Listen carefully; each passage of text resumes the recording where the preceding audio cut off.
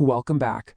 Let's pick right up where we left off on our journey to build your financial intelligence. We're diving into Lesson 6 today, Work to Learn, Don't Work for Money. So, picture this. The year is 1995. I'm sitting in this really luxurious hotel lobby over in Singapore, and across the table from me is a young, absolutely brilliant newspaper reporter. She had this incredibly tough, clear writing style that just grabbed you, it held your attention right from the very first sentence. Well, she leans in and confides in me her ultimate dream. She really wanted to become a best-selling author, but she was just completely frustrated because despite her amazing writing and the fact that everyone praised her novels, nothing was actually happening. They were going nowhere. I looked right at her and gave her a very direct piece of advice to help bridge that gap, the gap between being a good writer and a best-selling author. I just told her plainly, take a sales training course. Man, her reaction? Pure anger. She practically slammed her notes together, glared right at me, and snapped, I have a master's degree in English literature. I am a professional, not a salesman. I'll never stoop so low. You see, she was completely caught in this really dangerous trap of professional arrogance. And here is the absolute crucial realization we can take from that. Most talented, struggling people out there, they are literally just one skill away from great wealth. I see it all the time. Highly educated people earning just a fraction of what they could be making, all because they're missing just one key business skill. This whole situation perfectly highlights the two totally different philosophies I grew up hearing.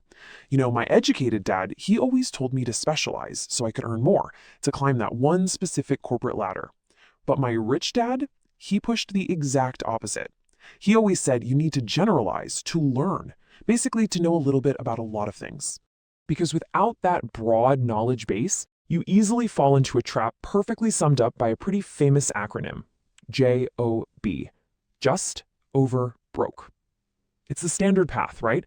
And it keeps millions and millions of people living just within their means, grinding away day after day, strictly to pay their bills. It's like a giant hamster wheel. The harsh reality of the working world is basically this. Workers work just hard enough not to get fired, and owners pay just enough so the workers won't quit. You end up spinning furiously, thinking you're actually getting ahead, but then boom, tomorrow morning you wake up in the exact same cage. So my advice to you right now is to really look down the road before you get fully trapped in that rat race. Don't just obsess over that next paycheck. Step back, take a long-term view of your life, and honestly ask yourself, where are my current skills actually taking me? Okay, here's the big paradigm shift I want you to make today. Ready? Seek work for what you will learn. Start looking at your jobs as literally being paid training. It's a way to go out and acquire the exact skills you're missing in your financial toolkit. More than what you will earn. Now, yes, in the short term, that might mean taking a pay cut to work in a totally different department, or maybe even a completely new industry. But trust me, a broad real-world education is just infinitely more valuable in the long run than a high starting salary. To see how this plays out in the real world, let's look at a classic business paradox. Ask yourself this, why does McDonald's win? Do they actually make the absolute best, most gourmet hamburgers on the planet? Of course not, but they are massively, undeniably successful. You see, the world is absolutely full of brilliant but struggling people who can build a much better hamburger than McDonald's. But McDonald's wins because they are the undisputed masters of the business system. They know exactly how to sell and deliver an average hamburger at scale. They mastered the system, not just the burger. So if you want to master the system yourself, there are 3 absolutely essential management skills you've got to lock down for financial freedom. First, managing cash flow. Second, managing systems, and hey, that crucially includes managing your own time. And third, managing people. But of all the highly specialized skills you could possibly layer on top of those 3, the ultimate base skill for personal success, it's communication. Your ability to sell, to market yourself, and to clearly communicate with another human being is just absolutely paramount.